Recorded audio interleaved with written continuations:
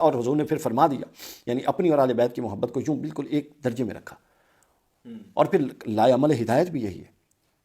کہ میں تمہیں 2 چیزیں چھوڑے جا رہا ہوں، ایک نہیں کہا چھوڑے جا رہا ہوں، قرآن اور اہل بیت۔ یعنی قرآن یار کوئی معمولی شے ہے، قرآن قیامت تک کے لیے ہدایت، کتاب الہی، اور اس کے برابر پلڑے میں اللہ نے اب اہل بیت کو رسول اللہ نے رکھا اور فرمایا دونوں ایک دوسرے سے عظیم ہیں۔ کہ آقا علیہ السلام نے سیدنا علی کی محبت کو ایمان سے جوڑا اور آپ سے بغض کو نفاق سے جوڑا، تو وہ پوچھنا یہ چاہ رہے ہیں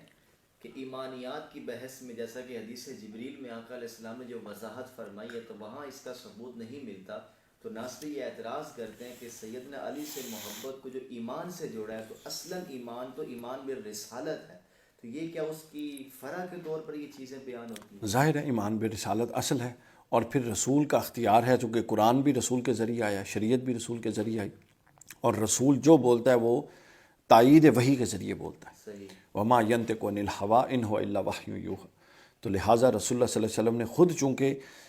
نفاق کا باب حضرت علی کے ساتھ خاص کیا، جس طرح شرک کا باب اللہ تعالیٰ سے خاص ہے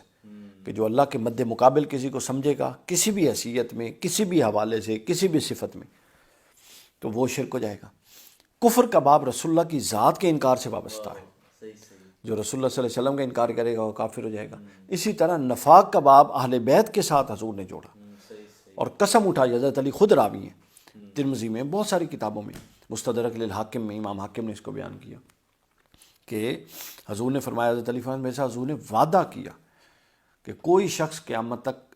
مومن نہیں ہوگا جو مجھ سے محبت کرے، اور کوئی شخص منافق نہیں ہوگا جو مجھ سے بغض نہ رکھتا ہو۔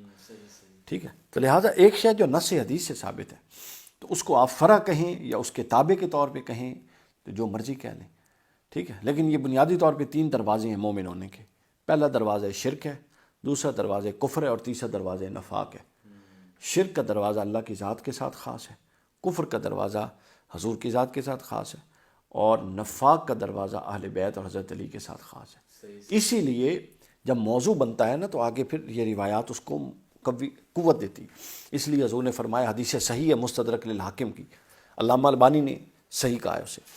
کہ حضور نے فرمایا کہ اگر کوئی شخص کعبۃ اللہ کے صحن کے اندر دن کو روزے رکھے اور رات کو عبادت کرے گا، صائم الدار ہوگا، اور اس کے دل میں میری اہل بیت کا بغض ہوگا، تو قسم اٹھائے فرمایا وہ ضرور بے ضرور جہنم میں جائے گا۔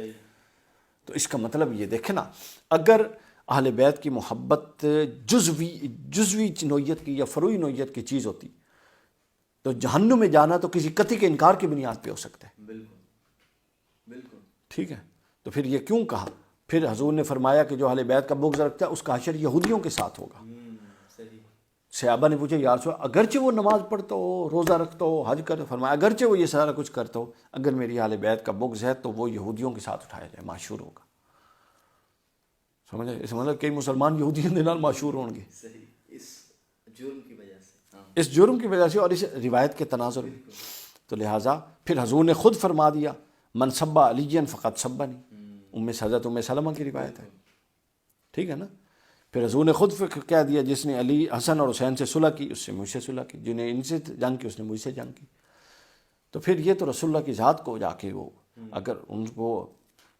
ان پر اگر کوئی کسی کو جرأت ہے اعتراض کرنے کی تو کر لے، رسول اللہ سے، اور حضور نے پھر فرما دیا، یعنی اپنی اور اہل بیت کی محبت کو یوں بالکل ایک درجے میں رکھا، اور پھر لائے عمل ہدایت بھی یہی ہے کہ میں تمہیں 2 چیزیں چھوڑے جا رہا ہوں، ایک نہیں کہا چھوڑے جا رہا ہوں، قرآن اور اہل بیت۔ یعنی قرآن یار کوئی معمولی شے ہے، قرآن قیامت تک کے لیے ہدایت، کتاب الہی، اور اس کے برابر پلڑے میں اللہ نے اب اہل بیت کو رسول اللہ نے رکھا اور فرمایا دونوں ایک دوسرے سے عظیم ہیں۔ سمجھ آئیے؟ تو لہٰذا